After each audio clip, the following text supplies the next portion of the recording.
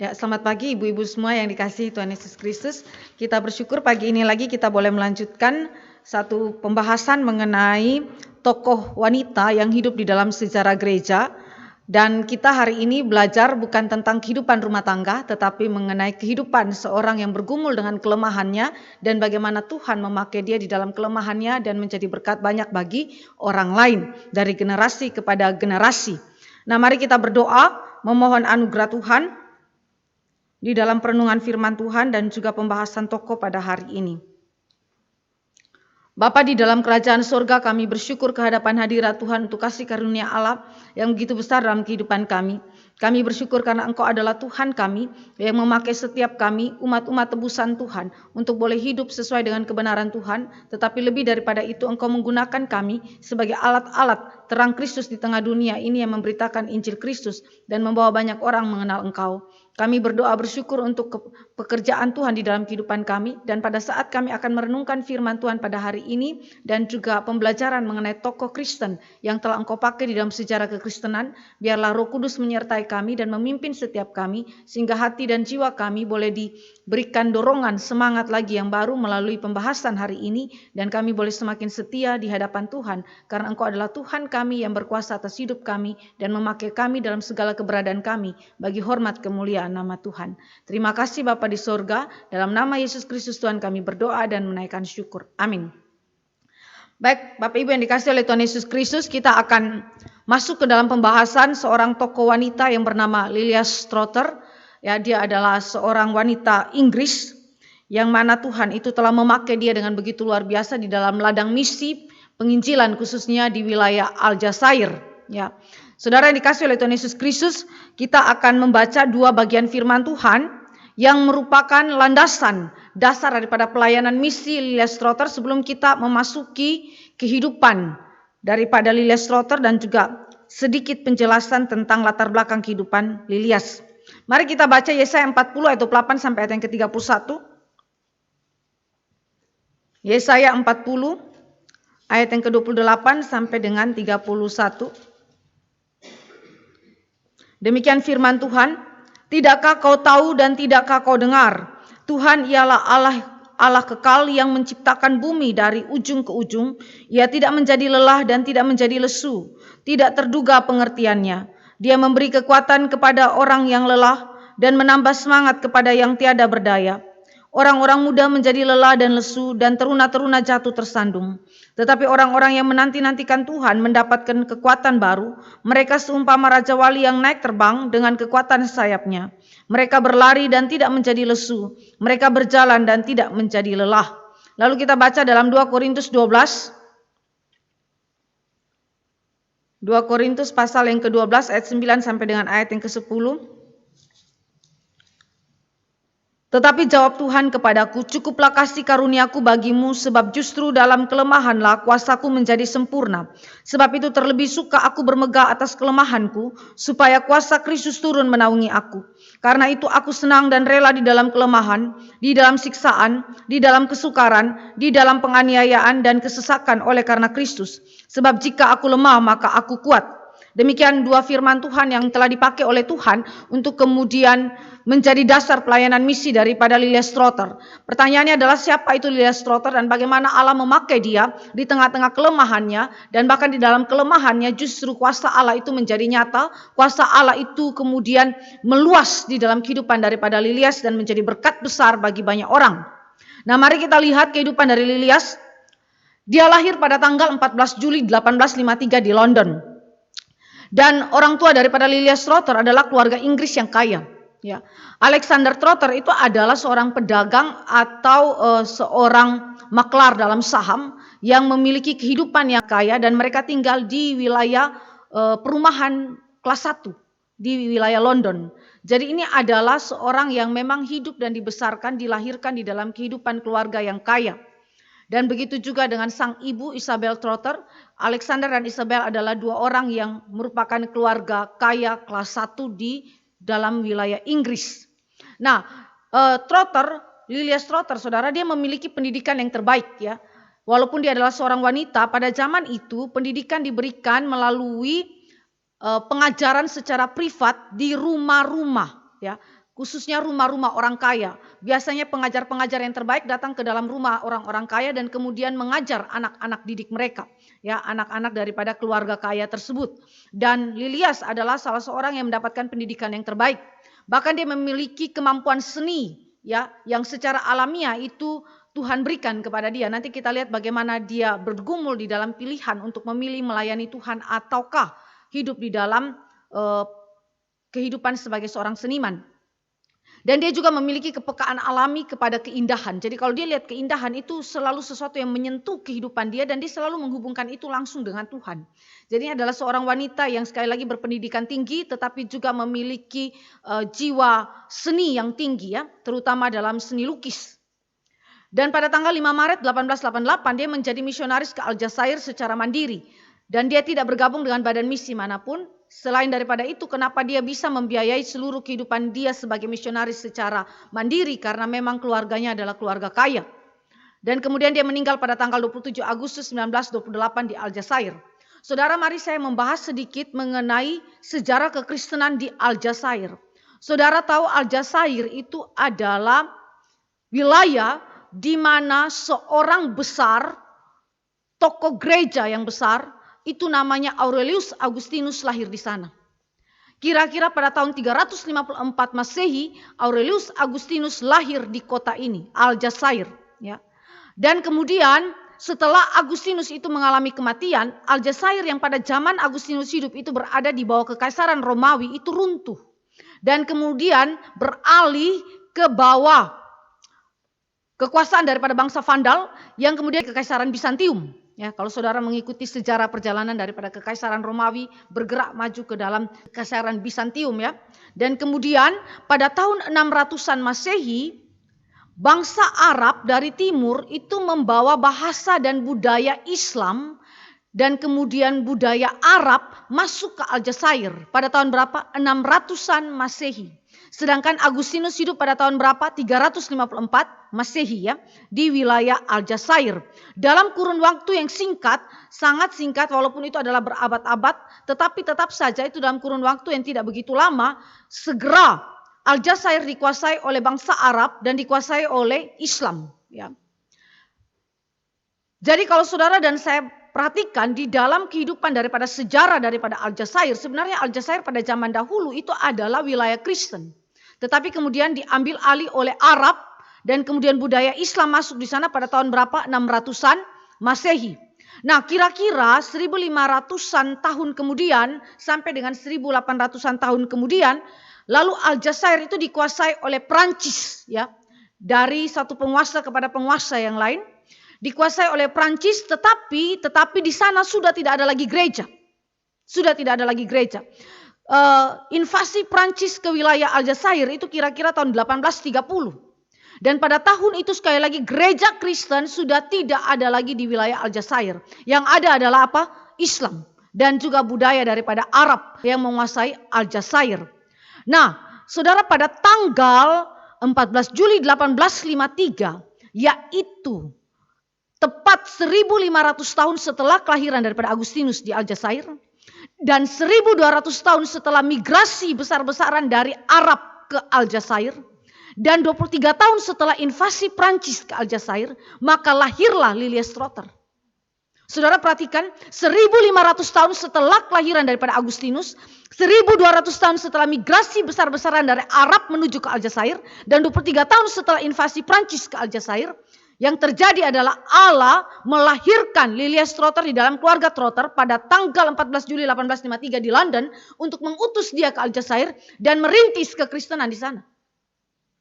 Saudara, ini adalah salah satu perhatian yang Allah kerjakan di dalam kehidupan daripada bangsa-bangsa yang dahulunya adalah Kristen tetapi kemudian jatuh ke dalam tangan penguasa demi penguasa yang lain dan kemudian kekristenan itu sudah tidak ada lagi. Dan jika Tuhan mengasihi bangsa itu, Tuhan akan mengutus utusannya, hamba Tuhan pergi ke sana untuk memberitakan Injil dan merintis gereja Tuhan di sana.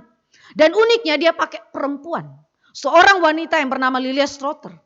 Wanita yang sekali lagi bukan dalam keadaan yang fisik yang baik, keadaan fisik yang oke, tetapi dalam kelemahan Allah mengutus dia pergi ke Aljazair.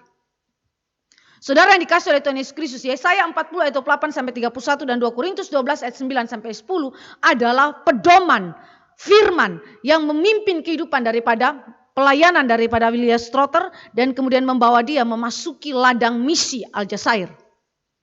Mari kita mulai melihat kehidupan daripada William Strotter, mulai daripada warisan rohani yang orang tuanya berikan kepada William Strotter. Kalau saudara memperhatikan mengenai warisan rohani orang tua daripada William Strotter, kita melihat peran penting daripada orang tua di dalam menanamkan iman yang sejati dan juga pelayanan, jiwa melayani orang lain, jiwa melayani Tuhan. Iman yang diaplikasikan di dalam pelayanan itu sangat kuat di dalam kehidupan daripada William Strotter. Jadi sekali lagi kalau saudara ingin memiliki seorang anak yang memiliki iman yang sejati dan mewarisi pelayanan gerejawi, saudara tidak boleh lupa peran orang tua di dalam menanamkan iman dan mentransfer semangat pelayanan kepada anak-anak. Mari kita lihat bagaimana kehidupan keluarga daripada William Strotter. Kehidupan rohani sang ayah Alexander. Alexander itu dikenal sebagai orang yang berkarakter menawan dalam kasih, kelembutan, kemurahan hati, dan tidak mementingkan diri. Padahal dia seorang yang kaya. Dia seorang yang kaya. Dari mana kita mengetahui hal itu? Kesaksian daripada orang-orang yang ada di sekelilingnya menunjukkan bahwa Alexander itu menyatakan iman Kristennya melalui rasa hormat kepada orang-orang dari berbagai tingkatan sosial dalam kehidupan. Misalnya orang-orang yang ada di penjara, orang-orang yang miskin, orang-orang yang yatim piatu. Saudara, ini adalah sesuatu karakter yang agung. Kenapa? Karena pada zaman itu, pada tahun 1800-an, lapisan-lapisan sosial, level-level sosial yang berbeda di dalam Inggris, saudara, ini memiliki gap satu dengan yang lain. Jadi orang yang menengah ke bawah, kelas menengah ke bawah, itu sulit untuk berelasi dengan orang kelas menengah ke atas. Sedangkan Alexander Strotter adalah seorang yang memiliki kelas sosial di atas ya. Jadi itu berarti ketika dia bergaul dengan orang-orang yang berada di penjara, orang-orang yang miskin, orang-orang yang yatim piatu, dia menurunkan dirinya. Dia memiliki spirit inkarnasi, merendahkan diri dia, mengasihi orang-orang yang terbuang, kaum marginal yang demikian. Dan di dalam hal ini, William Strotter mempelajari kehidupan kerohanian daripada sang ayah. Ayah seorang yang kaya, Alexander seorang yang kaya, memiliki pekerjaan yang the best dan tinggal di dalam perumahan kelas 1 di wilayah London, tetapi sekali lagi itu tidak membatasi dia di dalam menyatakan kasih dia kepada sesamanya, khususnya level sosial menengah ke bawah. Kedua, mari kita lihat kehidupan rohani daripada sang ibu Isabel Trotter. Ibu daripada Lilias, saudara, dia seorang yang memegang teguh iman dan keyakinan Kristennya. Dan dia dapat mengintegrasikan iman dengan ilmu pengetahuan alam. Saudara, ibu ini ketika belajar mengenai hal-hal saintifik, saudara, hal-hal yang bersifat ilmiah, dia segera untuk mengaitkan itu dengan iman Kristen.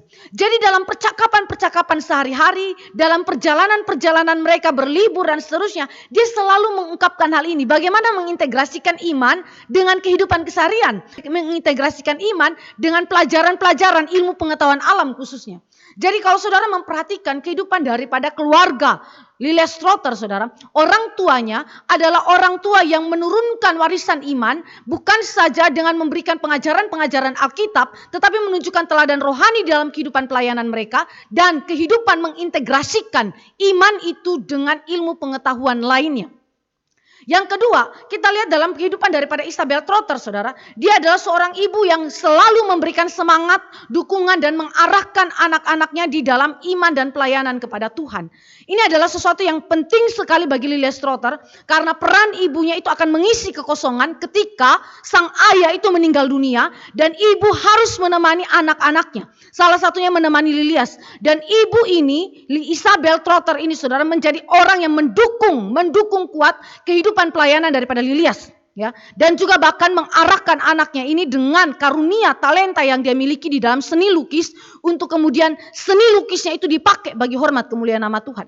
Jadi saudara melihat bagaimana seorang ibu yang hadir di dalam kehidupan daripada anak-anaknya dan kemudian mendampingi sang suami Alexander dalam mendidik anak-anaknya di dalam iman, dan bahkan mengintegrasikan iman itu dengan baik dengan talenta yang mereka miliki dan juga dengan ilmu pengetahuan alam yang ada.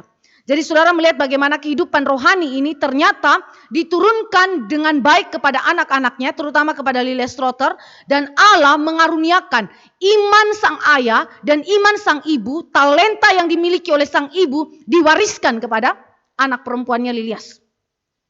Nah, tetapi pada usia 12 tahun ayahnya itu meninggal dunia, sehingga ini menyebabkan perubahan yang cukup signifikan di dalam kehidupan kerohanian daripada Lilias. Nah, apa yang terjadi di dalam kehidupan Lilias yang berusia 12 tahun ini? Biasanya dia akan bermain dengan saudara-saudaranya. Tetapi ketika waktu bermain tiba, yang didapati oleh saudara-saudaranya adalah Lilias tidak bermain bersama saudara-saudaranya. Yang dia lakukan adalah dia masuk ke dalam kamar, lalu kemudian dia berdoa di sana. Dia mengambil waktu cukup banyak untuk berdoa secara pribadi kepada Tuhan. Dan bahkan dia memiliki waktu yang cukup banyak mendalami tentang Allah sebagai Bapa. Ketika sang papanya itu, papa kandungnya itu dipanggil Tuhan, Allah memberikan dia kesempatan untuk mempelajari Allah Bapa di sorga sebagai Bapa dia yang kekal, yang tidak pernah mengalami kematian, yang senantiasa menemani dia dalam kehidupannya. Dan ini yang terjadi dalam kehidupan daripada Lilias usia 12 tahun. Tuhan menanamkan iman dalam dirinya dan Tuhan menambah-nambahkan relasi pribadi dia dengan Allah Bapa. Dan bahkan membuat dia semakin diperdalam di dalam waktu-waktu doa dia. Dan ternyata ini menjadi kekuatan tersendiri bagi Lilias untuk maju, melangkah ke dalam pelayanan. Walaupun dia ada di dalam kelemahan, tetapi Allah telah mendidik dia sejak usia 12 tahun ketika papanya dipanggil Tuhan.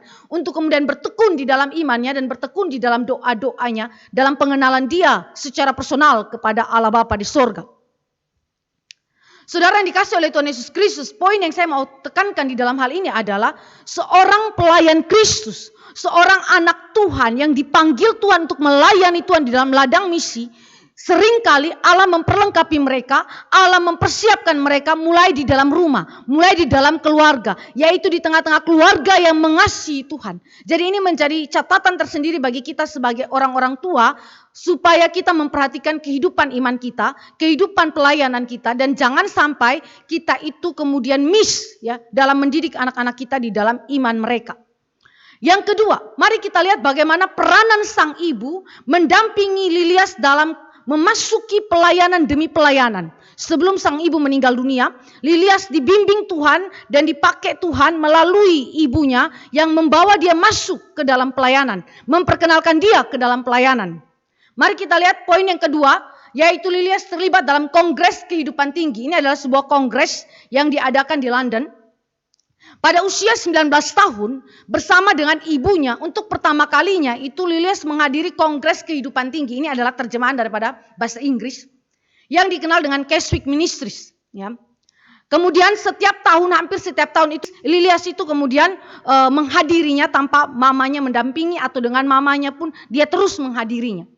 Jadi ini mulai ada benih pelayanan yang ditanamkan, yang ditaburkan oleh Tuhan melalui kongres kehidupan tinggi ini. Anak muda ini, anak remaja ini Tuhan libatkan ke dalam pelayanan.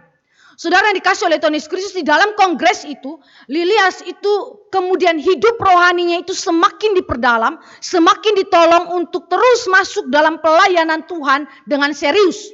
Kalau saudara melihat hal ini, maka pendidikan di dalam keluarga tidak boleh dilepaskan daripada komunitas gereja Tuhan. Komunitas orang-orang percaya. Kalau di dalam rumah, di dalam keluarga sudah mendapatkan pendidikan rohani, dia juga waktu di luar rumah, di dalam komunitas orang-orang percaya, dia juga harus mendapatkan pendidikan rohani di sana. Terutama di dalam hal iman dan di dalam hal pelayanan. Dan di sini Lilias mendapatkan pendidikan secara rohani yang lebih dalam lagi dan kemudian dilatih oleh Tuhan melalui kongres kehidupan tinggi ini untuk masuk ke dalam pelayanan Tuhan. Saudara yang dikasih oleh Tuhan Yesus Kristus, dengan demikian kita melihat bahwa ketika Allah mempersiapkan seseorang masuk di dalam ladang pelayanan Tuhan, dia memakai keluarga sebagai lingkar pertama untuk mempersiapkan anak bersangkutan masuk dalam pelayanan. Yang kedua, lingkar kedua adalah dia pakai komunitas gereja, orang-orang percaya untuk mendidik anak itu, untuk memperdalam kerohaniannya dan mempersiapkan dia masuk dalam pelayanan. Lalu melalui kongres kehidupan tinggi ini, Lilias itu mulai bergabung dalam pelayanan misi lokal untuk menjangkau orang-orang di sekeliling yang belum mengenal Kristus. Saudara yang dikasih oleh Tuhan Yesus Kristus, ini adalah pelayanan seorang remaja yang mulai masuk dan mengenal lebih jauh lagi, lebih dalam lagi pergumulan-pergumulan di dalam ladang pelayanan, terutama bersentuhan dengan orang-orang kaum marginal yang belum mengenal Kristus. Nanti kita lihat lebih jauh bagaimana Lilias itu terlibat di dalam pelayanan terhadap kaum marginal. Sekali lagi ini diturunkan daripada karakter rohani sang ayah. Tahun 1870-an, Dwight L. Moody, saudara, ini adalah seorang penginjil besar. Ya, pada tahun 1800-an, D.L. Moody adalah seorang yang melakukan kampanye penginjilan di London, Inggris. Ya, ini adalah kampanye penginjilan yang dilakukan secara bertahap di dalam tahun-tahun, selama 4 tahun kalau tidak salah, di dalam wilayah London.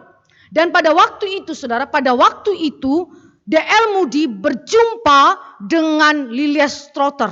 Ya.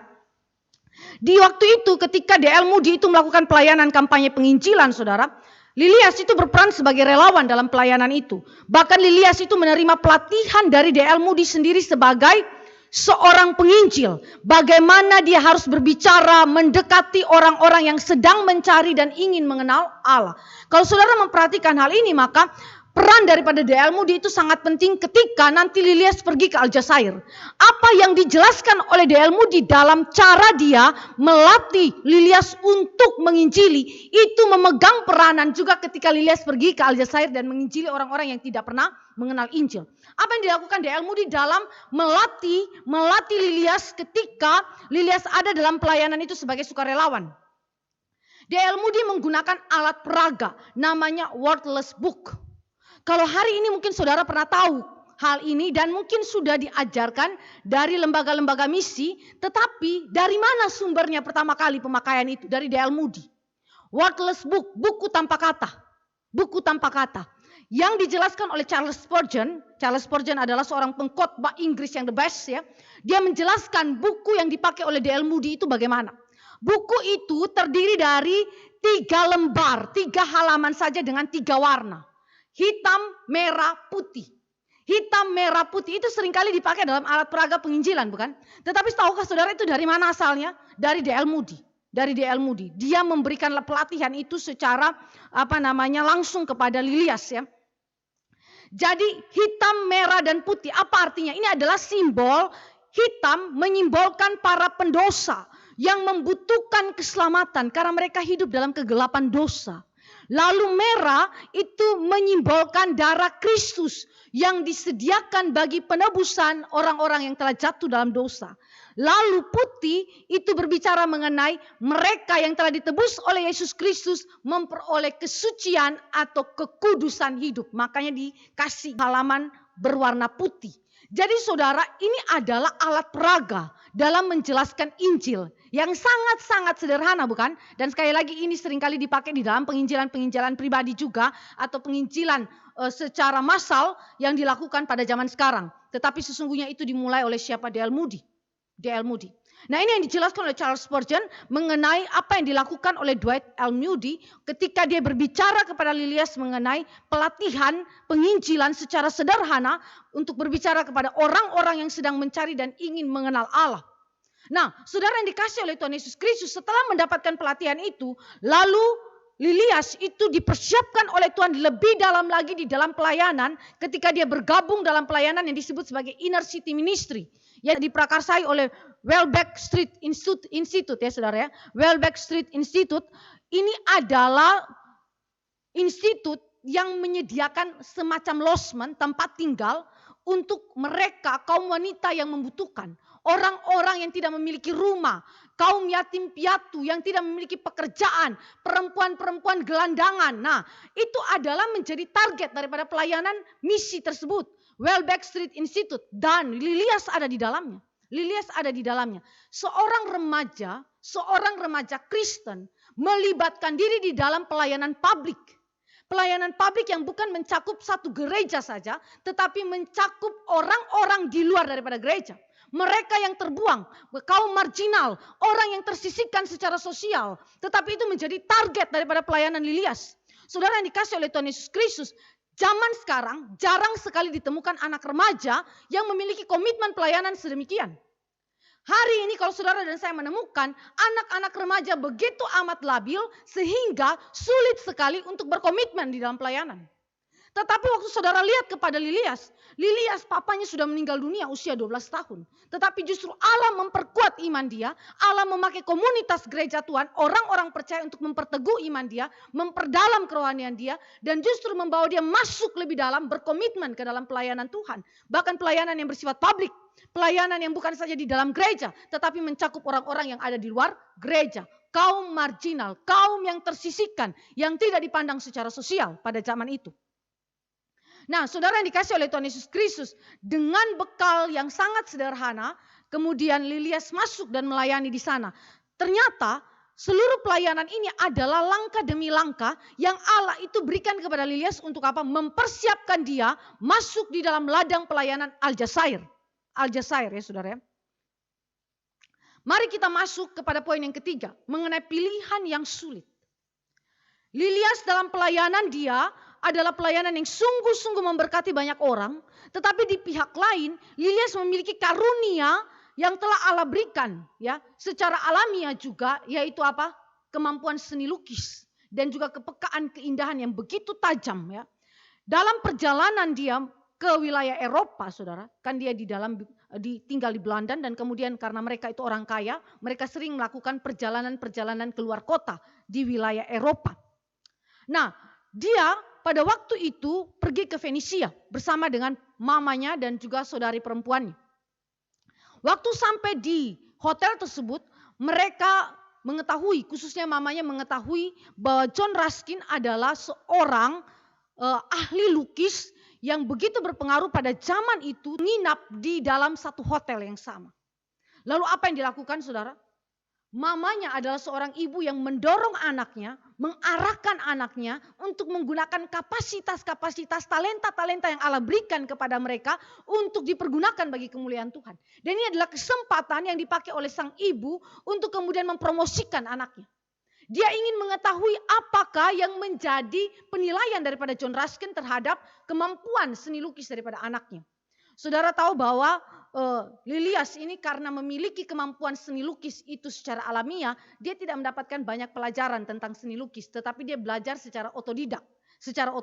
Sejak kecil dia memang sudah mempelajari hal itu dan kemudian belajar secara sendiri ya, secara otodidak, lalu kemudian dia belajar melukis sendiri.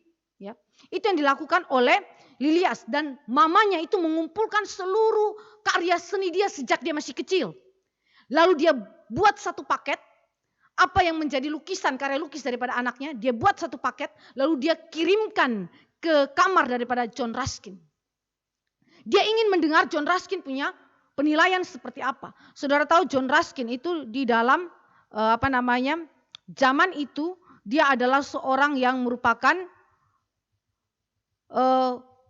artis, kritikus, filsuf sosial dan tokoh yang menjulang tinggi ya, yang sangat terkenal di Inggris zaman Victoria. Ya, zaman Victoria dan dia adalah suara dunia seni pada zaman itu. Artinya kalau dia nilai itu bagus maka itu berarti bagus. Kalau dia nilai jelek berarti jelek.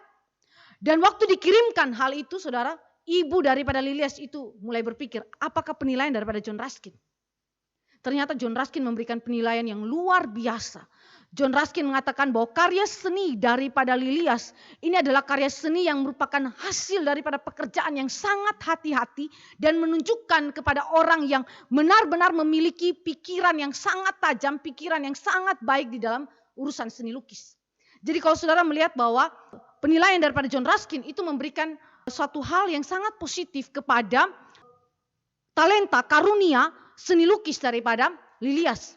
Dan ini menjadi sesuatu yang sangat penting bagi kehidupan daripada Lilias. Karena pada zaman itu orang yang memiliki seni lukis yang terbaik ya, itu adalah orang-orang yang nanti kemudian mendapatkan keuangan juga cukup baik ya. Dan John Ruskin itu menawarkan bagaimana kalau kamu mengikuti kelas saya. Dan akhirnya memang betul setelah pulang ke London, Lilias itu bersama saudarinya itu mengikuti kelas ya, kelas seni lukis dari John Ruskin. Dan Ruskin mengatakan bahwa di bawah bimbingan daripada Ruskin, Lilias akan menjadi seorang pelukis yang terbaik di Inggris. Saudara, ini adalah sesuatu tawaran yang sangat indah, prospek yang sangat baik untuk kehidupan daripada Lilias. Tetapi justru di titik inilah menjadi pergumulan daripada Lilias. Dia dalam masa remaja dia sudah mencemplungkan dirinya, bahkan Allah telah membawa dia begitu dalam masuk dalam pelayanan publik kepada orang-orang kaum marginal, saudara. Dan sekarang dia ditawarkan untuk menjadi seorang pelukis ternama. Pelukis yang sangat hebat, pelukis yang sangat terkenal di bawah bimbingan seorang profesor the best di Inggris.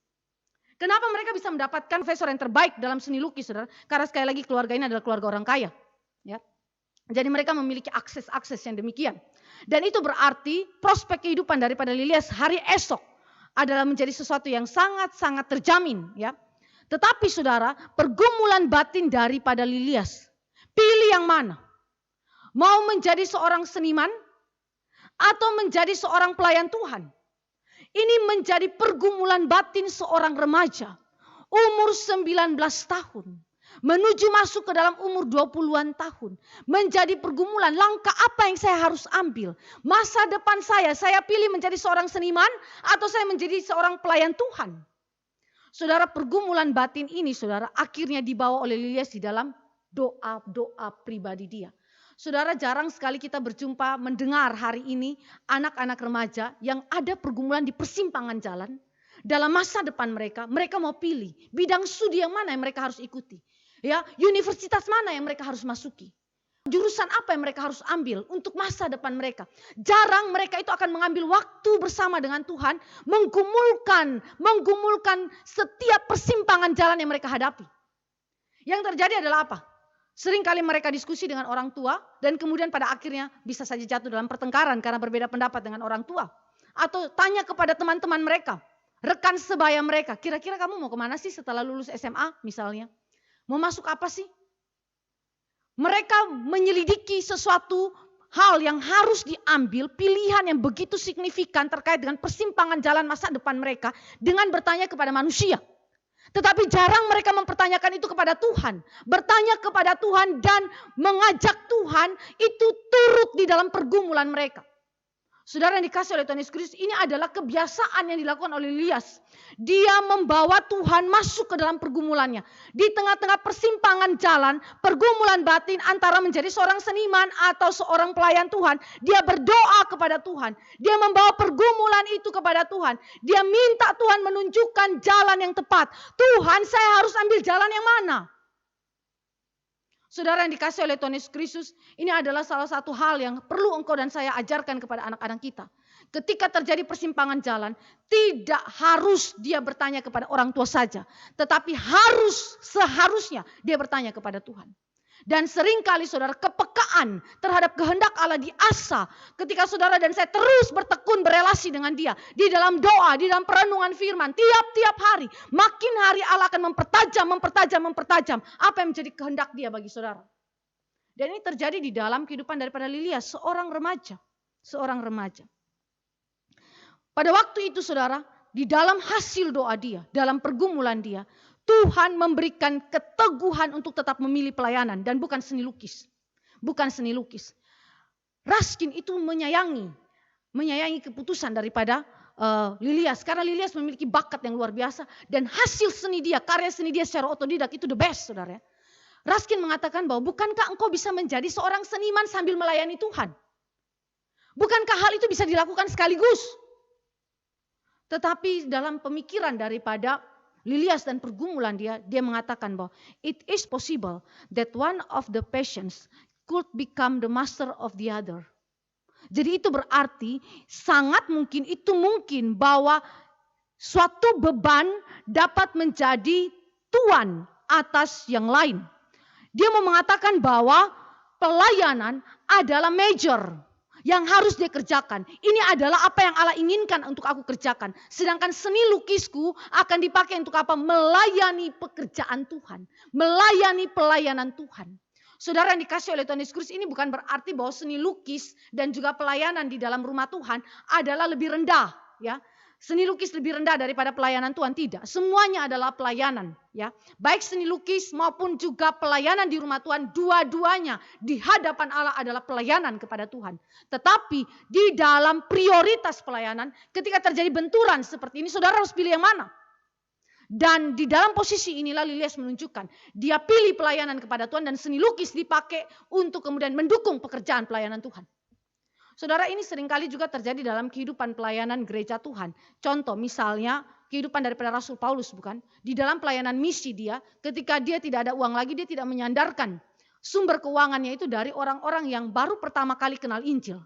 Karena bagaimana mungkin orang yang baru kenal Injil, bahkan belum pernah kenal Injil, itu disandarkan sumber keuangannya dari sana. Tidak bisa. Jadi apa yang dilakukan oleh Paulus? Paulus itu membuat kemah. Dia membuat kemah. Itu adalah salah satu kreativitas daripada Paulus yang menjadi sumber keuangan dia dan juga mendukung seluruh pelayanan misi yang dilakukan. Jadi saudara yang dikasih oleh Tuhan Yesus Kristus, ini adalah pandangan daripada Lilias.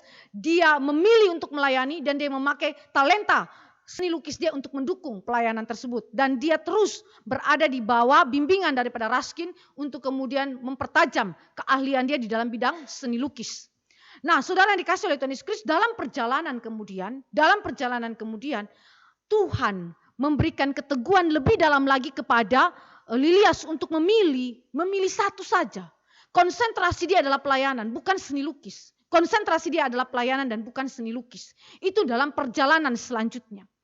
Ya, di dalam usia kira-kira 23 tahun setelah dia menjalani kelas-kelas seni lukis yang ada, kemudian kira-kira pada usia 23 sampai dengan 26 tahun kemudian ternyata Lilias memiliki passion yang begitu dalam di dalam pelayanannya sehingga seni lukisnya itu seolah-olah terbengkalai.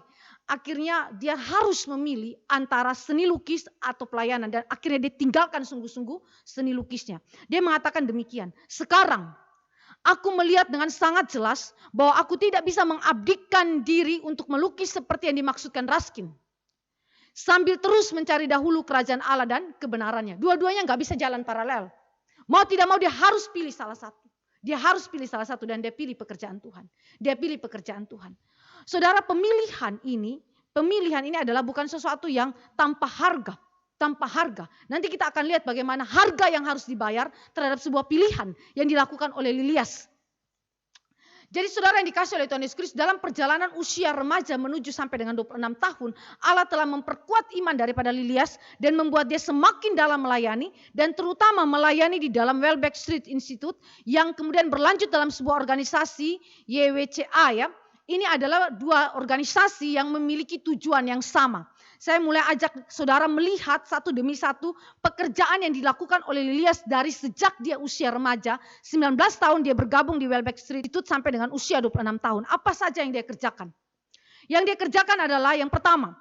Dari dua organisasi ini, mereka yang terlibat di dalamnya itu menyatukan wanita muda dalam doa dan penginjilan untuk mempromosikan persahabatan Kristen dan saling membantu dan untuk mempromosikan kesejahteraan moral, sosial, dan budaya para anggotanya. Jadi saudara bayangkan dia masuk dari usia remaja, lalu dia terlibat membimbing orang-orang yang lain yang belum kenal Tuhan, para kaum wanita itu di dalam doa dan penginjilan. Remaja pimpin orang lain, saudara. Di dalam doa dan pemberitaan Injil. Ini adalah sesuatu pemandangan yang sangat indah. Waktu saudara membaca kehidupan daripada Lilias dan melihat kehidupan daripada anak remaja kita hari ini, sekali lagi saya mau menunjukkan ada gap yang jauh. Ada gap yang jauh. Karena zaman sekarang sangat sulit saudara menemukan ada anak remaja dengan kedewasaan rohani membimbing orang lain. Bahkan mungkin wanita yang lebih dewasa daripada dia membimbing orang tersebut di dalam doa dan penginjilan. Jarang sekali. Memiliki kestabilan di dalam kerohaniannya sehingga itu membuat dia konsentrasi dengan baik dalam menginjili dan melayani sesamanya. Dan kemudian mempromosikan persahabatan Kristen. Kenapa saudara? Sekali lagi saya ulangi, pada zaman itu level sosial kelas menengah ke atas dan menengah ke bawah itu ada gap yang sangat jauh. Dan ketika dia masuk untuk menjembatani hal ini saudara, ini menjadi suatu pergumulan yang berat karena apa? Dia dari kelas atas.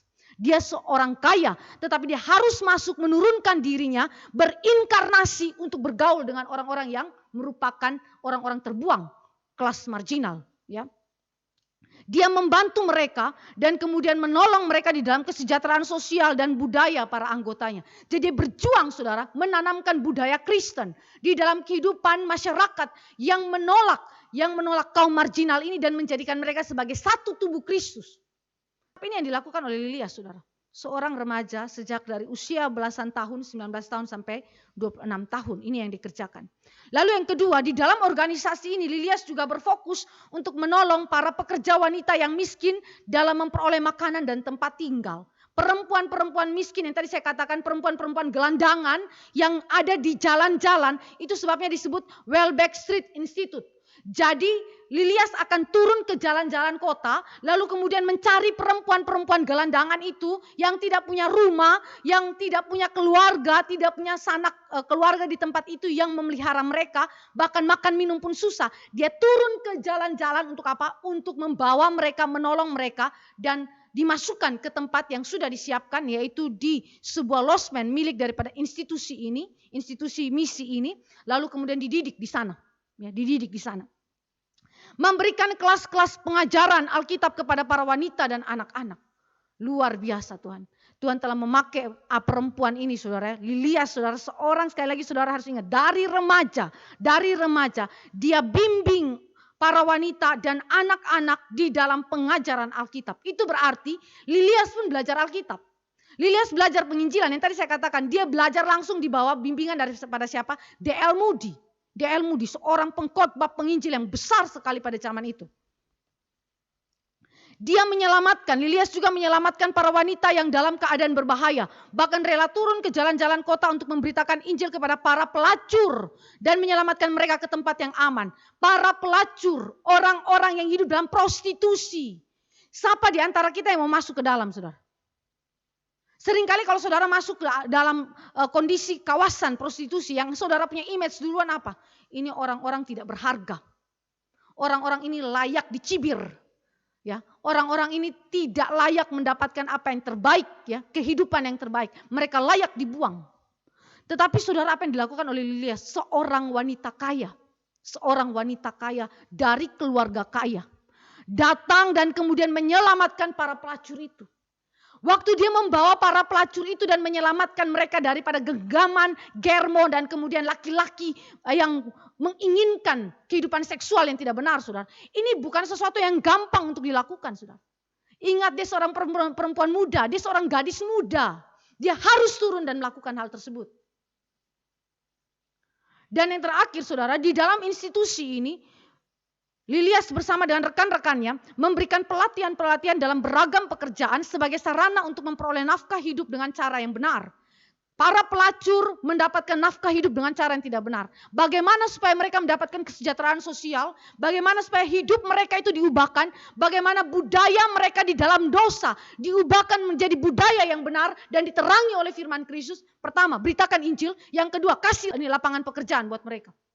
Saudara, itu berarti ketika Lilias bekerja seperti ini, maka kita melihat dui fungsi daripada gereja.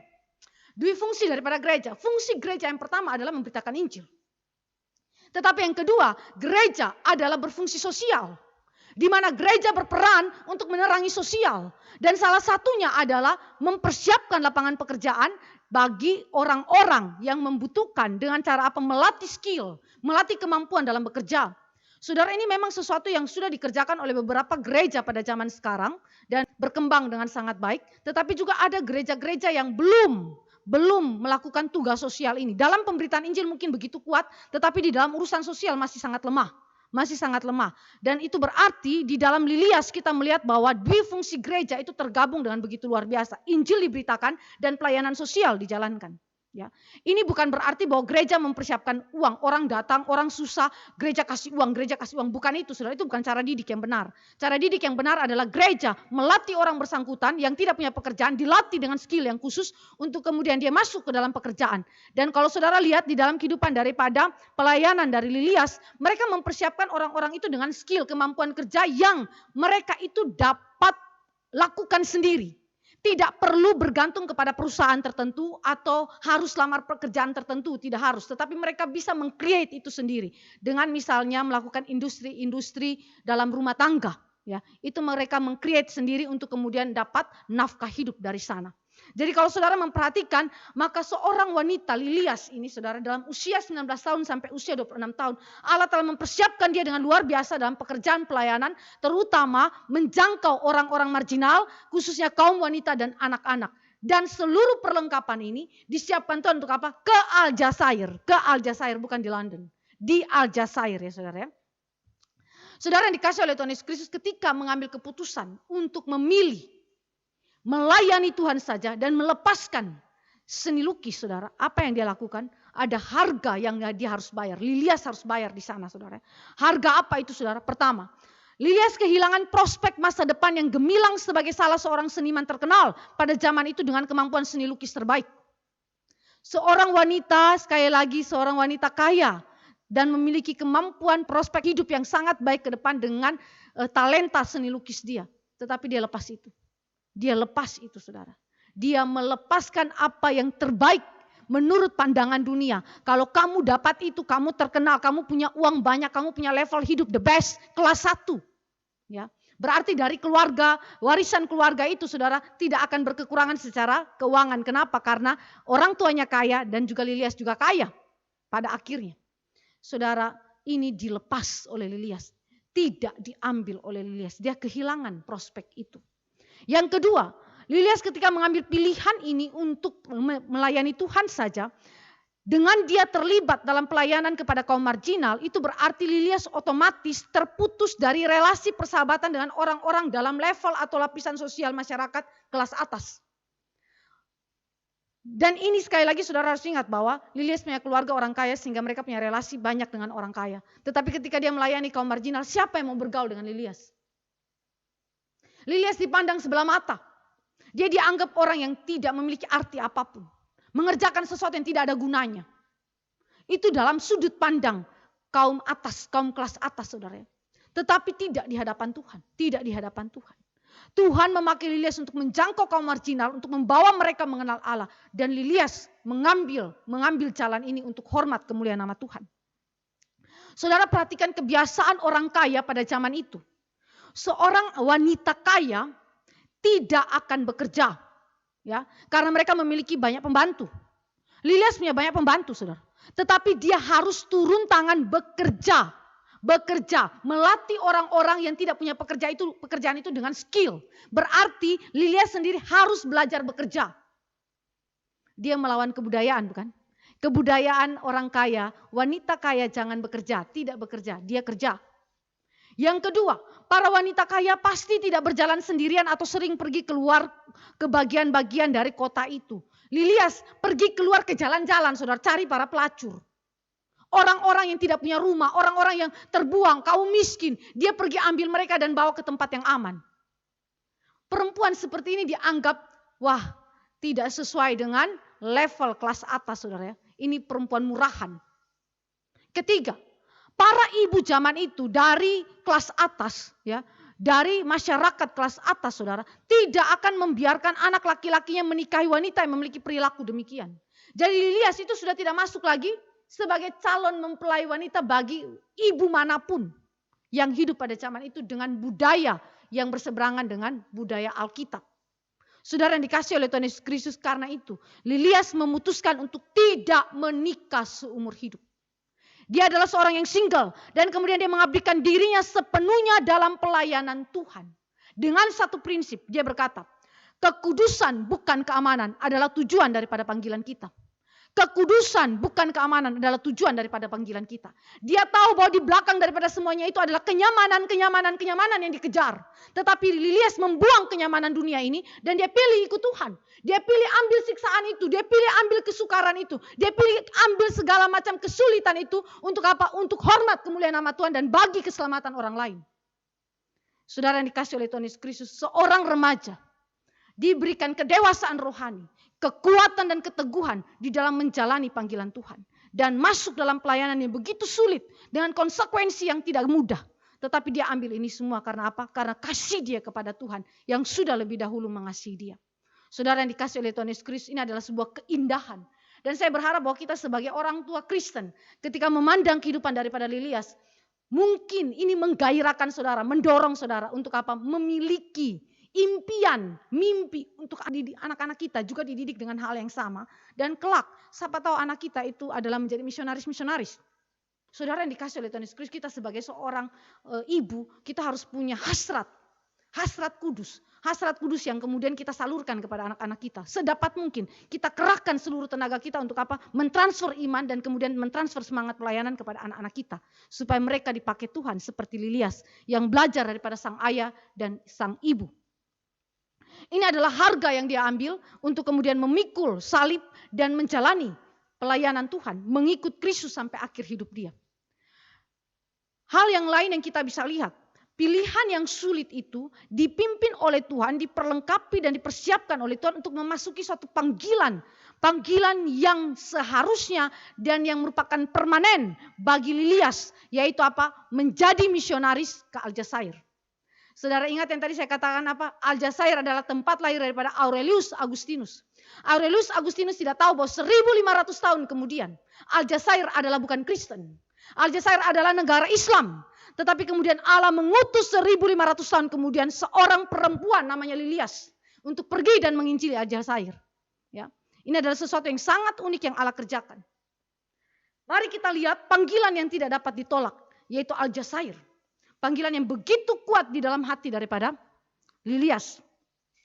Mari kita lihat panggilan ini Allah berikan bukan di dalam kondisi fisik yang baik daripada Lilias. Tetapi justru panggilan misi ini diberikan di tengah-tengah kelemahan fisik daripada Lilias.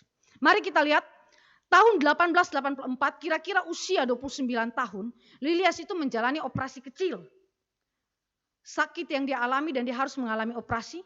Tetapi Lilias itu sangat lelah sekali sehingga penyembuhan itu berjalan cukup lama di rumahnya. Dan akhirnya dia tidak terlibat dalam pelayanannya untuk beberapa minggu karena harus mengalami proses penyembuhan yang cukup lama. Kemudian Lilias dalam kondisi yang demikian, dia memiliki sakit jantung permanen. Sakit jantung permanen yang menyebabkan dia sangat mudah lelah. Walaupun demikian, saudara, setelah dia mengalami pemulihan, dia segera masuk untuk melayani Tuhan. Ya, dia tidak membiarkan dirinya berada dalam kelelahan itu, tetapi dia terus melayani Tuhan, ya, dalam semangat melayani Tuhan. Saudara ingat dalam Yesaya, kenapa dia begitu semangat? Karena Yesaya berkata, Tuhan itu tidak pernah menjadi lesu. Orang yang menanti-nantikan Tuhan diberikan kekuatan seperti seorang yang terbang dengan sayap Raja Wali. Saudara, ini menjadi kekuatan bagi Lilias. Dia sudah mengalami operasi dan dia memiliki sakit jantung permanen. Itu berarti dia tidak boleh kerja keras. Tetapi dia tidak mengikuti kelemahan fisiknya. Dia justru terjang, dia justru melampaui daripada kelemahan fisiknya. Dia masuk melayani dan kerja keras bagi Tuhan. Saudara yang dikasih oleh Tuhan Yesus Kristus, kadang-kadang saudara dan saya mengexcuse diri untuk kelemahan fisik kita. Kadang-kadang kita tahu bahwa memang kelemahan fisik itu membutuhkan waktu recovery, waktu pemulihan, waktu istirahat. Tetapi juga kita dalam keadaan demikian seringkali yang berlangsung dalam diri kita adalah self pity. Terlalu mengasihani diri sendiri. Sehingga untuk bekerja sedikit, aduh capek. Saya ini sakit itu. Saudara yang dikasih oleh Tuhan Yesus Kristus, kelemahan fisik bukanlah alasan untuk saudara melayani Tuhan. Tuhan dapat menggunakan kelemahan fisik saudara untuk melayani dia. Kenapa? Karena Allah itu adalah pencipta yang tidak pernah menjadi lesu. Dia akan memberikan kekuatan kepada saudara. Semangat yang telah lesu itu dia bangkitkan dalam jiwa saudara untuk apa? Melayani dia. Dan ini yang dilakukan oleh Tuhan kepada Lilias. Lilias diberikan semangat untuk melayani Tuhan di tengah-tengah sakit jantung dia yang permanen. Saudara yang dikasih oleh Tuhan Yesus Kristus, di tengah-tengah keadaan itu dia dipimpin Tuhan ke dalam misi Aljazair. Sebenarnya Lilias itu tidak memiliki keinginan untuk pergi dari London. Dia punya hati dan pelayanannya itu di sana. Dia tidak ingin pergi, tapi Tuhan memiliki rencana berbeda. Rencana manusia berbeda daripada rencana Allah. Dia tidak ingin keluar dari London, Tuhan pimpin dia keluar dari London. Allah menanamkan kerinduan yang dalam untuk menginjili orang-orang di luar Inggris yang masih berada dalam kegelapan dan belum mengenal Injil Kristus melalui 2 orang temannya. Jadi ada 2 orang temannya yang kemudian sharing tentang kerinduan mereka menginjili orang-orang di luar Inggris yang belum kenal Tuhan, yang berada dalam kegelapan. Sharing kepada Lilias. Dan Lilias itu tersentuh dengan sharing mereka. Dan kemudian Allah membangkitkan dalam diri Lilias itu kerinduan yang dalam untuk menginjili orang-orang yang berada di luar Inggris. Mei 1887, Lilias mendengar khotbah seorang misionaris mengenai Aljazair, Afrika Utara. Ketika Allah menyentuh Lilias dengan sharing kedua temannya ini, dia membawa itu di dalam doa. Tuhan, kerinduan ini apakah dari Engkau? Jika dari Engkau, tunjukkanlah tempat yang mana yang aku harus pergi. Dan pada tahun 1887 bulan Mei, Allah menunjukkan itu melalui khotbah seorang misionaris tentang Aljazair. Ketika dia berkhotbah tentang Aljazair di Afrika Utara, langsung Tuhan bersuara di dalam hati daripada Lilias. Menyuarakan kata Aljazair itu, Afrika Utara, Aljazair, Afrika Utara, Aljazair, Afrika Utara. Terus disuarakan dalam hati daripada Lilias. Didorong, didesak terus dalam hati Lilias.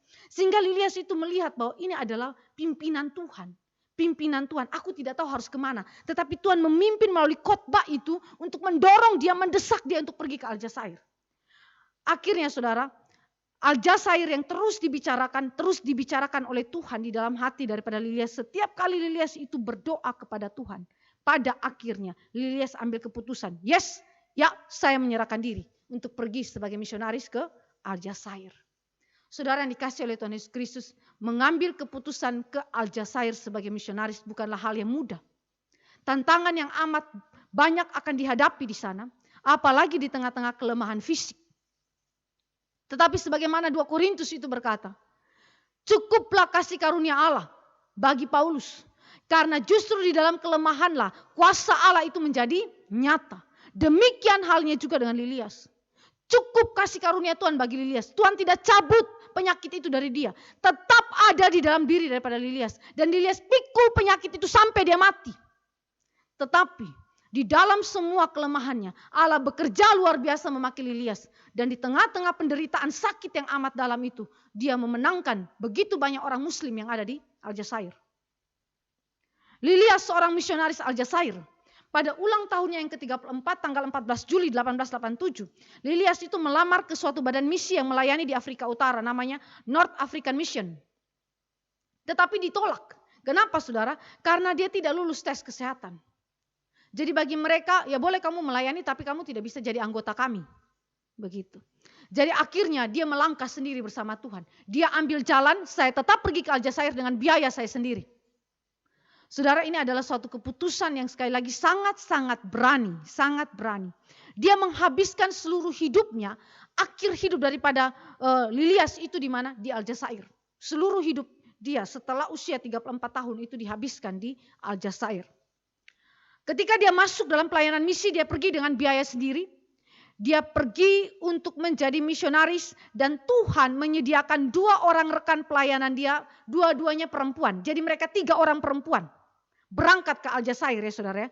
Mereka menjadi coworker ya, dan khususnya salah satu temannya Howard itu yang kemudian menjadi coworker sahabat dia selama 30 tahun di Aljazair ya.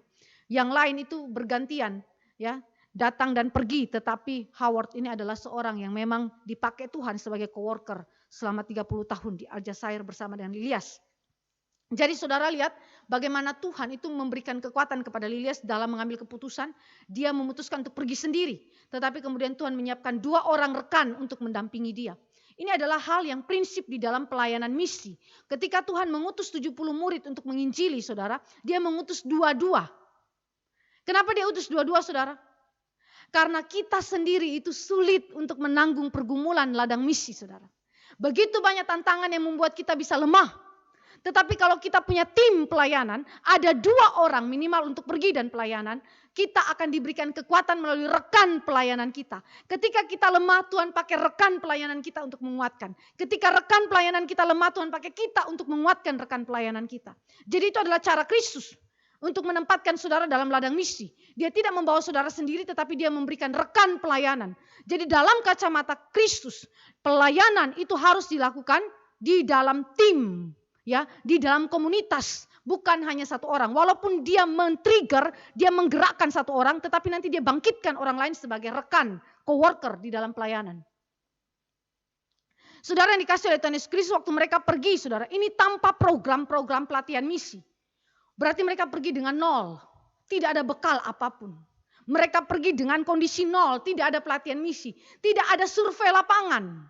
Kalau hari ini saudara dan saya mendapatkan presentasi misi dari lembaga-lembaga misi, kita mengetahui paling tidak kondisi yang ada di lapangan di tempat di mana kita akan tuju. Tetapi pada waktu itu tahun 1800-an saudara, mereka Lilias beserta dengan 2 orang temannya tidak mendapatkan program pelatihan misi ini. Sehingga memang mereka betul-betul buta. Tidak tahu keadaan lokasi yang akan mereka datangi itu seperti apa.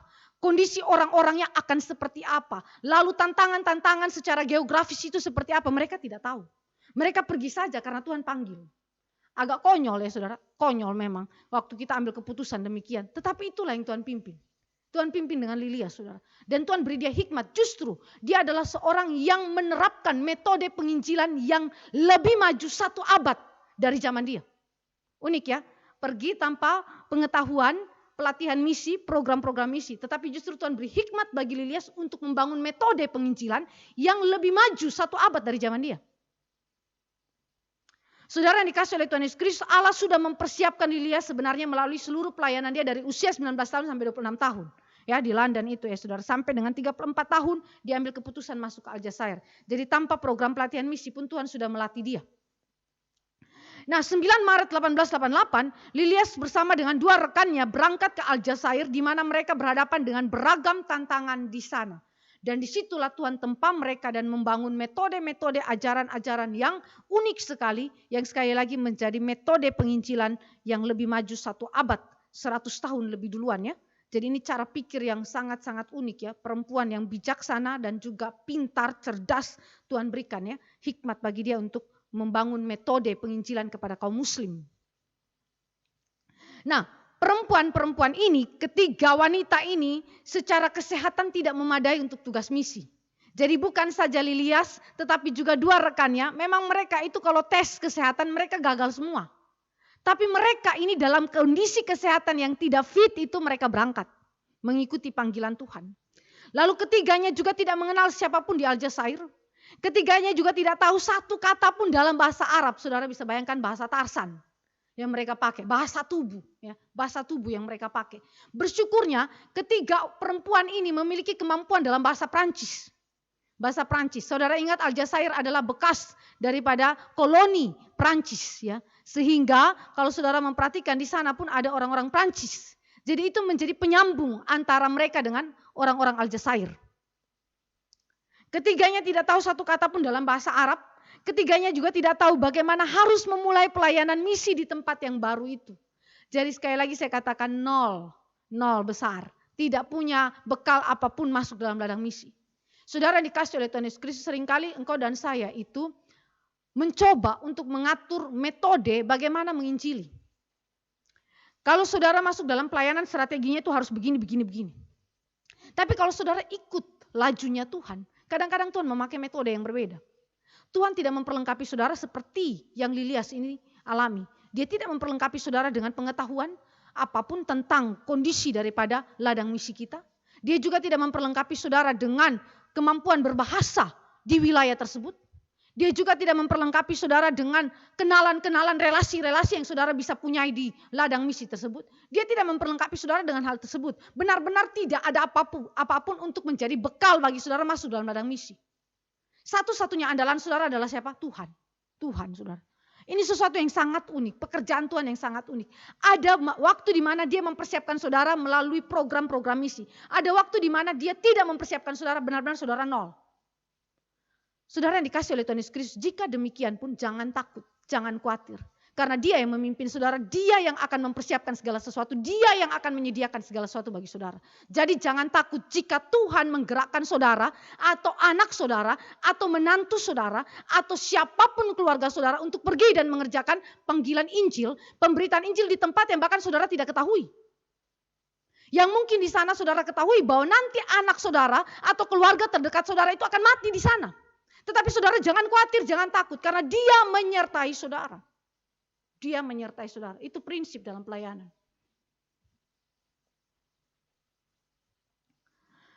Ketiga, apa yang mereka lakukan ketika mereka ada di Aljazair? Ketika mereka tiba di Aljazair, apa yang mereka lakukan pertama kali? Mereka berdoa. Sehingga misi saudara, dalam pelayanan misi tidak boleh dilepaskan daripada doa. Doa adalah langkah pertama dalam pelayanan misi. Doa adalah langkah pertama dalam pelayanan misi. Kalau saudara mau menginjili dan memenangkan orang, saudara tidak langsung bisa pergi untuk menginjili dia dan memberitakan Injil. Tetapi saudara dapat memulainya dengan apa? Berdoa. berdoa. Ada 3 poin yang kemudian itu didoakan oleh Lilias. Tetapi sebelum mereka melakukan doa ini adalah kalimat daripada Lilias. Di dalam keyakinan dia yang begitu teguh. Dia bilang begini, jika Tuhan bekerja melalui kelemahan manusia, dia memilikinya di sini dengan kekuatan penuh. Wah, kalimat ini kalimat yang powerful, saudara. Jika Tuhan bekerja melalui kelemahan manusia, dia memilikinya di sini dengan kekuatan penuh. Artinya apa? Mereka, Lilias dan 2 rekannya, siap sedia sebagai orang yang tidak memiliki kesehatan yang fit, sebagai orang yang sakit jantung, yang memiliki kelemahan permanen. Kami bersedia menyerahkan diri bagi pekerjaan Tuhan. Saudara yang dikasih oleh Tuhan Yesus, itu yang disebut dengan setia di dalam kelemahan. Setia di dalam kelemahan. If God works through the weakness of humans, He had it here in full force. Saudara yang dikasih oleh Tuhan Yesus, apakah saudara mau menyerahkan diri saudara, anak-anak saudara, orang-orang yang the best, yang memiliki kemampuan intelektual yang terbaik, walaupun dia memiliki fisik yang lemah, serahkan diri saudara karena Tuhan akan memulihkan saudara, memakai saudara dengan cara yang unik. Dia memulihkan dengan cara yang unik, tidak menyembuhkan kita dari sakit kita, tetapi dia memulihkan kekuatan kita secara rohani untuk memakai kita bagi hormat kemuliaan nama Tuhan. Jadi ini adalah sesuatu yang sangat unik sekali. 3 doa, ya, pokok doa daripada Lilias. Tuhan membuka pintu. Kiranya pintu itu dibuka oleh Tuhan. Kiranya hati manusia yang berdosa itu dibuka oleh Tuhan. Kiranya sorga dibuka bagi Aljazair. Saudara yang dikasih oleh Tuhan Yesus Kristus, 3 doa yang penting. Tuhan buka pintu, Tuhan buka hati orang yang diinjili, dan sorga dibuka. Artinya berkat Allah, keselamatan itu diturunkan atas Aljazair. Saudara yang dikasih oleh Tuhan Yesus Kristus, doa-doa demikian adalah doa-doa yang powerful.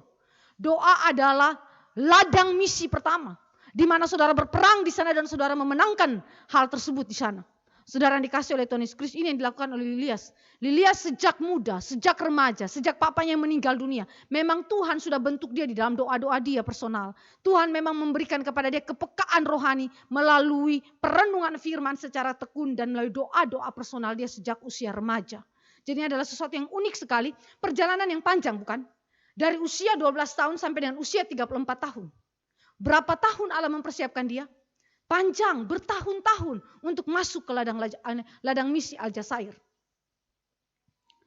Saudara yang dikasih oleh Tuhan Yesus Kristus, tantangan yang mereka mulai hadapi dalam ladang misi.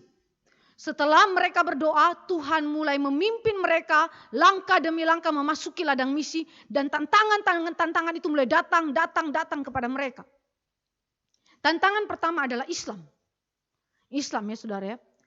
Islam dengan 5 kalimat syahadatnya yang terus ditanamkan dalam hidup dan budaya sehari-hari daripada masyarakat Aljazair, tetapi sedikit mengubah kehidupan masyarakat. Artinya tidak memberikan kepada mereka perubahan signifikan di dalam ketekunan mereka dalam kesucian hidup, ya, kekudusan hidup, karakter, moralitas yang berubah itu kurang sekali, ya saudara. Sehingga hal ini menjadi tantangan tersendiri untuk bagaimana Injil dibuktikan di tengah-tengah masyarakat Islam dengan kekuatan 5 syahadat ini, saudara. Bagaimana Injil hadir dan kemudian membuat perubahan signifikan dalam hidup orang-orang yang telah percaya.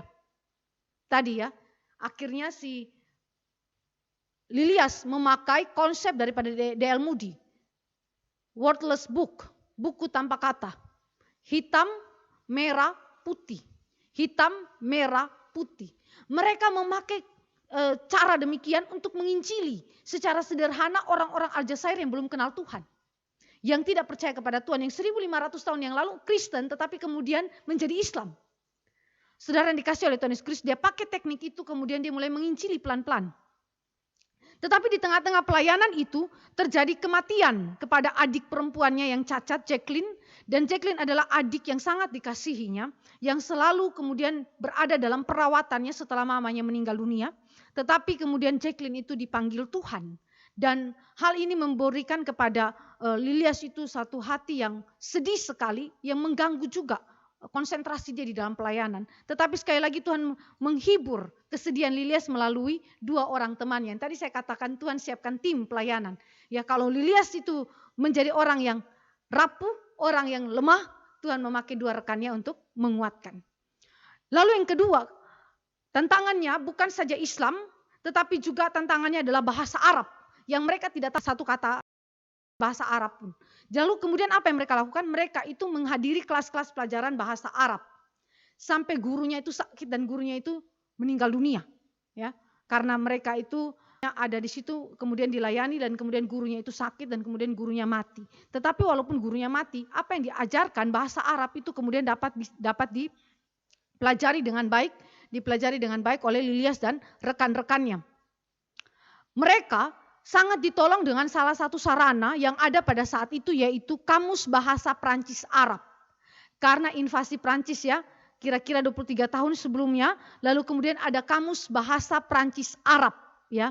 Lalu mereka mempelajari itu, gurunya sudah mati tetapi mereka terus mempelajari Kamus Bahasa Prancis Arab, lalu mereka mulai menulis kembali Injil Yohanes ke dalam bahasa Arab dengan cara tulis ke dalam bahasa Inggris, lalu ubah ke dalam bahasa Prancis, lalu ubah ke dalam bahasa Arab. 3 tahapan. Ini yang mereka lakukan. Sebagai wanita-wanita misionaris, 3 orang ini mengerjakan hal tersebut. Mereka lakukan itu dengan tekun dan bahkan mereka dibantu oleh seorang anak muda Arab yang terus-menerus bertemu dengan mereka 3 kali seminggu ya, untuk membantu mereka dalam bahasa Arab. Ya, setelah kematian daripada guru mereka itu, ada seorang muda yang kemudian membantu mereka, tetapi kemudian orang muda ini pergi.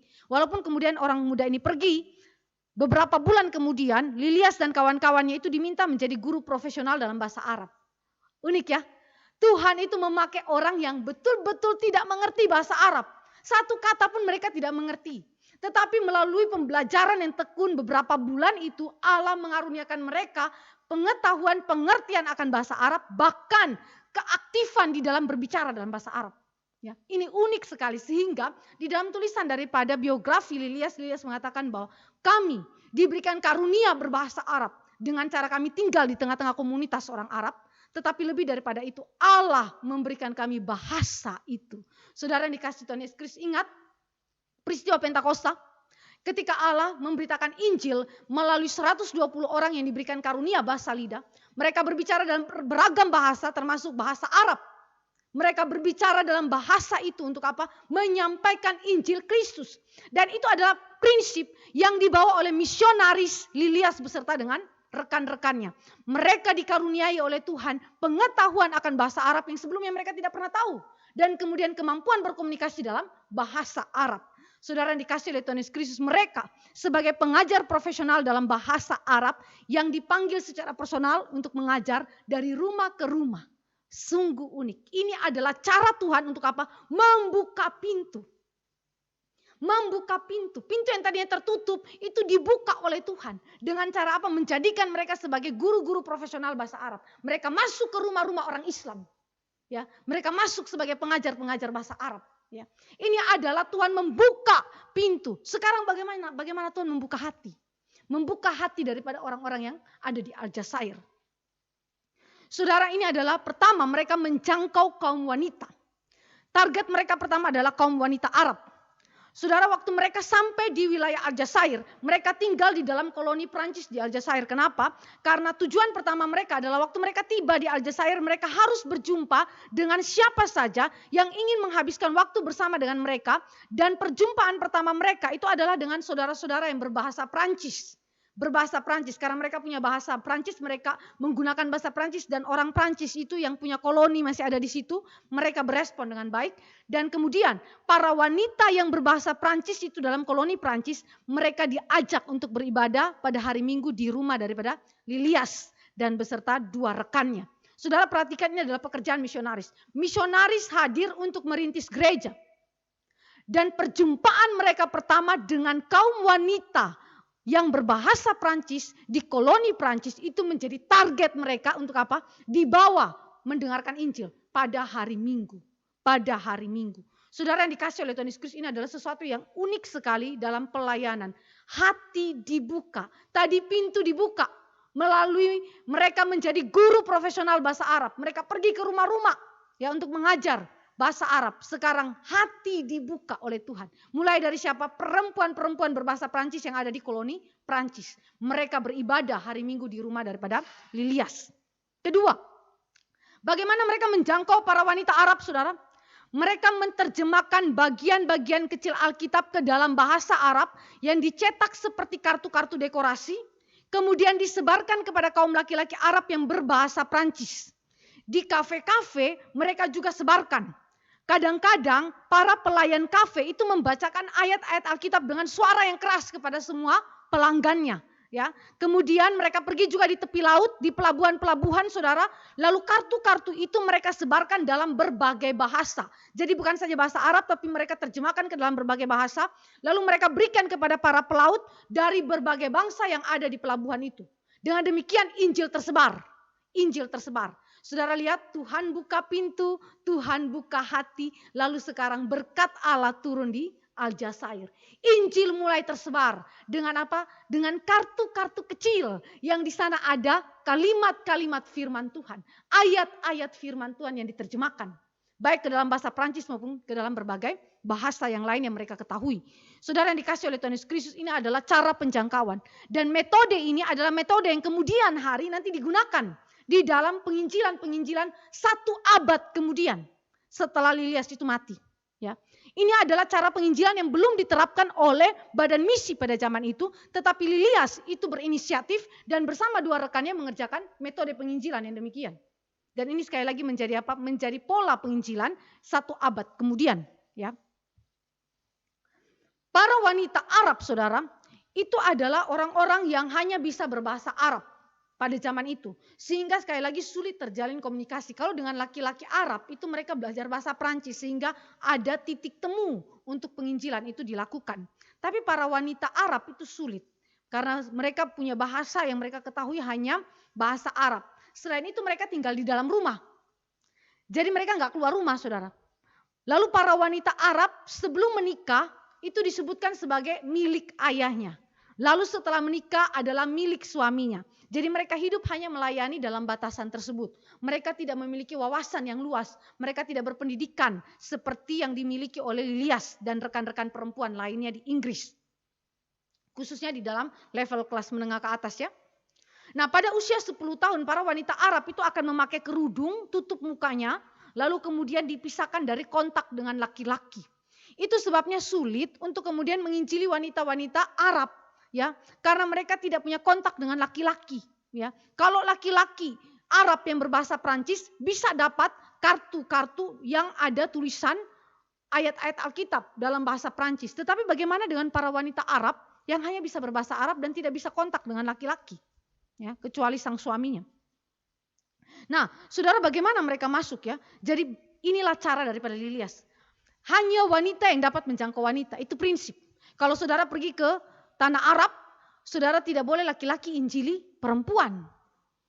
Itu haram hukumnya ya saudara ya. Jadi kalau saudara sampai ke tanah Arab, harus wanita yang menginjili wanita.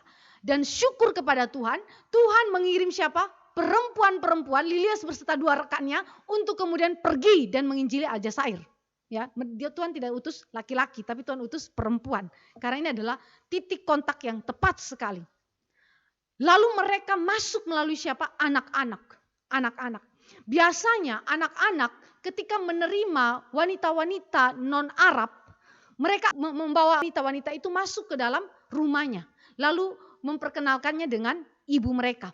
Jadi kebudayaan ini dipakai oleh Lilias untuk menginjili dan mendekatkan diri kepada wanita-wanita Arab yang sulit sekali untuk dijangkau. Caranya apa? Berkenalan dengan anak-anak mereka. Dan kemudian anak-anak itu akan segera membawa para misionaris ini masuk ke rumahnya dan berjumpa dengan orang tua mereka. Khususnya para wanita Arab yang tidak boleh keluar dari rumah mereka. Jadi di titik itulah Tuhan pakai metode ini untuk apa? Menginjili dan menjangkau para wanita Arab yang sulit sekali untuk dijangkau. Melalui pemberitaan Injil ya, mereka sampaikan Injil itu kepada kaum wanita yang mereka temui melalui anak-anak mereka. Nah, masalahnya Injil itu sulit dipahami ya. Tetapi walaupun sulit dipahami, saudara, Tuhan itu menjawab doa daripada Lilias dengan cara apa? Memberikan seorang wanita Arab yang bertobat dan dibaptiskan. Ini yang namanya apa? Tuhan buka pintu, Tuhan buka hati, lalu Tuhan buka sorga menurunkan berkat keselamatan bagi orang yang ada di Aljazair. 1 orang bertobat. Saudara yang dikasih oleh Tuhan Yesus Kristus, satu orang bertobat itu, kata Alkitab, malaikat surgawi itu bersuka cita.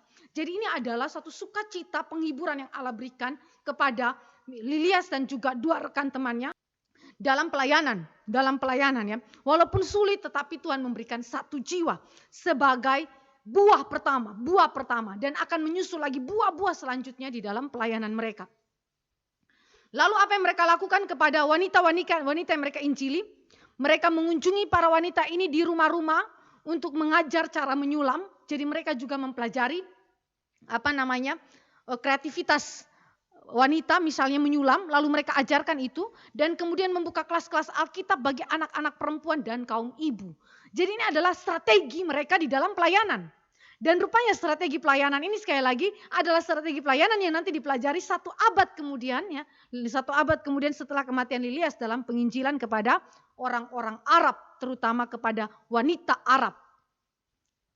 Nah, selain di Aljazair, pelayanan daripada Lilias itu diperkembangkan, diperluas di wilayah yang juga masih di dalam wilayah Aljazair tetapi berbeda lokasi. Maret 1893, pada usia hampir 40 tahun, Lilias dan rekannya itu melakukan ekspedisi pertama ke padang gurun ya, Biskra ya, kira-kira 250 mil di selatan Aljazair. Jadi ini padang gurun, wilayah padang gurun. Saudara, kasih daripada Allah di dalam hati Lilias itu begitu dalam, mendorong hati daripada Lilias untuk berjalan jauh daripada kota Aljazair menuju ke tempat yang sangat-sangat mengerikan, yaitu padang pasir, padang gurun, saudara, ada di sana ya.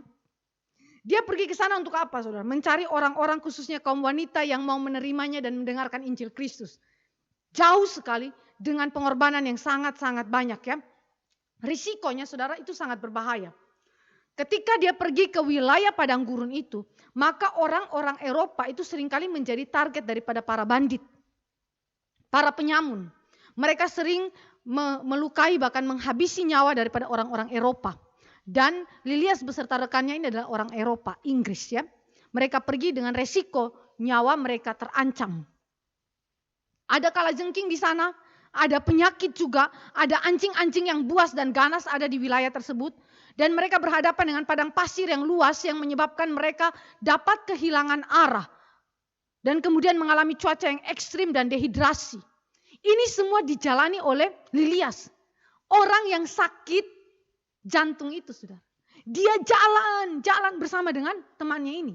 Dan alat transportasi yang ada di kota-kota itu, saudara, untuk menyambungkan dari kota kepada kota yang lain itu bukan mobil. Tetapi onta, kuda, kereta yang ditarik dengan kuda itu yang dipakai.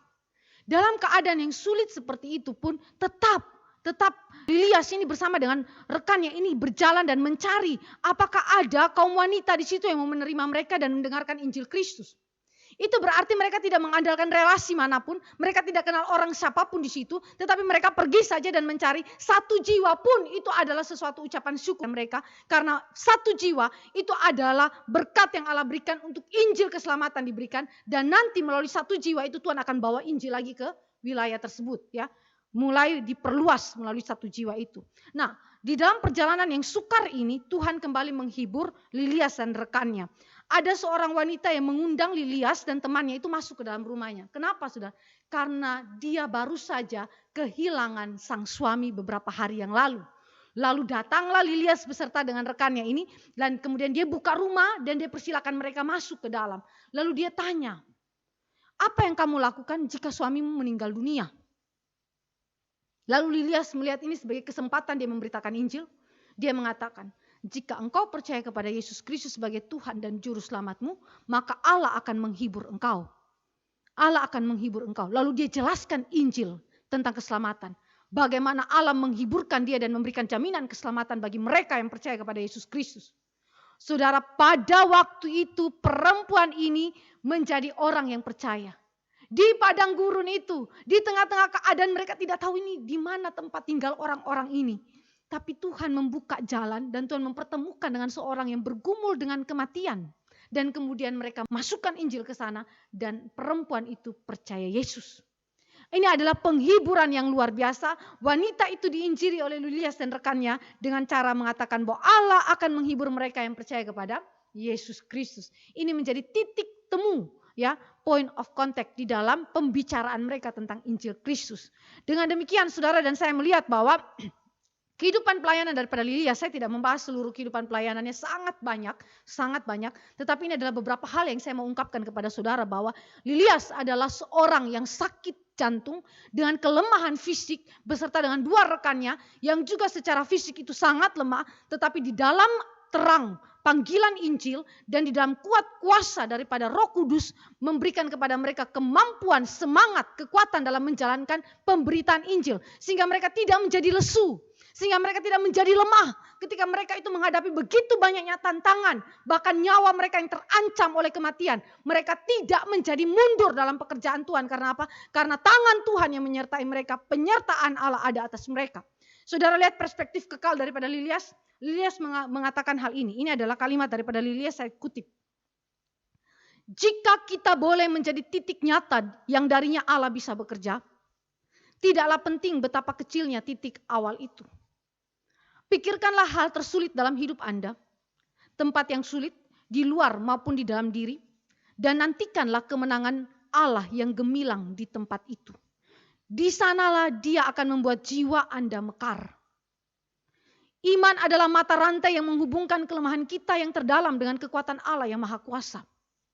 Saya sangat yakin bahwa ketika Allah menunda pemenuhan atas rencana-rencana kecil kita, hal itu memberinya ruang untuk mengerjakan rencananya yang besar. Ini adalah perspektif kekal dan keyakinan daripada iman Lilias yang mendorong dia untuk melakukan hal-hal yang mungkin kelihatannya kecil di titik awal itu. Yang di mana tempat itu yang dia datangi itu begitu banyaknya kesulitan, tetapi dia menantikan kemenangan gemilang di tempat itu bersama dengan Tuhan. Dan dia juga melihat mata rantai antara kelemahan fisik dia, segala keadaan dia yang sebenarnya dalam kacamata manusia tidak memungkinkan dia untuk menjalankan kondisi ladang misi yang sulit itu. Tetapi dia melihat bahwa ada mata rantai yang menghubungkan kelemahan dia dengan kekuasaan Tuhan, yaitu apa? Iman.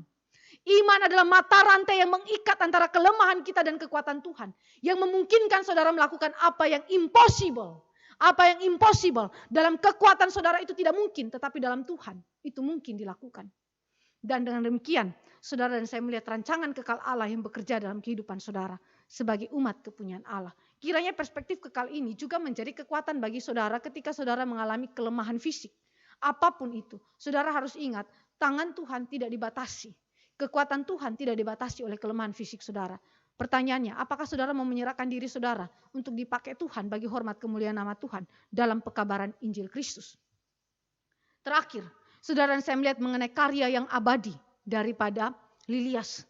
Pengorbanan, komitmen hati, pergumulan dengan kelemahan, di mana dia harus ambil keputusan mengikuti Tuhan. Kemudian menghasilkan karya yang abadi yang membuat berkat besar bagi pelayanan penginjilan terutama di antara masyarakat Arab, ya, terutama kepada kaum wanita Arab yang beragama Islam. Selama 40 tahun pelayanan Lilias, dia merintis cara, metode dan materi untuk menjangkau orang Muslim Arab yang saat ini dipandang 1 abad di depan dari zamannya. Jadi sejaman Lilias tidak ada orang yang berpikir demikian. Tetapi dia yang merintis cara atau metode tersebut. Beberapa cara atau metode itu saya sudah terangkan tadi ya, sudah saya jelaskan. Masih banyak lagi yang lain. Ya. Dia menulis 1 literatur renungan bahasa Inggris serta mengembangkan literatur yang sensitif bagi kebudayaan Arab. Saudara tahu waktu dia mengembangkan literatur ini saudara, dia mengkritisi, mengevaluasi budaya-budaya yang tidak bersesuaian dengan Alkitab. Di dalam literatur itu dia melawan kebudayaan-kebudayaan tersebut dan dia menawarkan kebudayaan yang benar yang sesuai dengan terang Injil. Tidak ada cara untuk mengukur kasih dan terang yang dibawa Lilias kepada orang-orang yang tidak terhitung banyaknya, yang bersama mereka dia hidup dan melayani. Lilias menyerahkan seluruh hidup dia setelah umur 34 tahun sampai akhir dia mati di Aljazair. Dia menyerahkan hidup dia sepenuhnya dalam pelayanan misi. Dalam pelayanan misi saudara. Hidup dia adalah hidup bagi Aljazair. Sehingga dikatakan oleh beberapa ahli pemberitaan Injil di Aljazair dikatakan bahwa pertumbuhan gereja Kristen di Aljazair hari ini bertunas dari benih yang ditanamkan 1 abad yang lalu oleh Lilias dan orang-orang seperti Lilias. Jadi dengan demikian saudara, seorang perempuan ya yang lemah fisik, perempuan-perempuan yang mengalami keadaan-keadaan yang sukar sekali, Tetapi mereka telah dimampukan oleh Tuhan untuk kemudian memberitakan Injil Kristus dan menyelamatkan begitu banyak orang-orang yang tidak mengenal Allah di Aljazair. Merintis ya benih gereja, merintis kekristenan ada di Aljazair setelah 1500 tahun dikuasai oleh Islam ya, dikuasai oleh Islam. Jadi saudara, itu berarti di dalam kelemahan saudara tetap harus setia kepada Tuhan. Itu bukan bergantung kepada kekuatan kita, bukan bergantung kepada kemauan kita, keinginan kita, tetapi bergantung kepada Dia, Tuhan, yang berkuasa untuk memampukan kita melakukan apa yang menjadi kehendak Dia dan membuat kita setia, memberikan kepada kita semangat dan juga kemampuan untuk tetap mengikuti Dia sampai akhir hidup kita. Biarlah firman Tuhan hari ini boleh memperkuat iman kita dan terus mendorong saudara dalam segala kelemahan yang saudara miliki untuk memandang kepada Dia dan tetap setia di dalam iman kepada Dia. Mari kita berdoa. Bapa dalam kerajaan sorga, kami sungguh bersyukur kepada Tuhan untuk firman Tuhan hari ini yang kami mengerti melalui kehidupan daripada Lilia Strotter.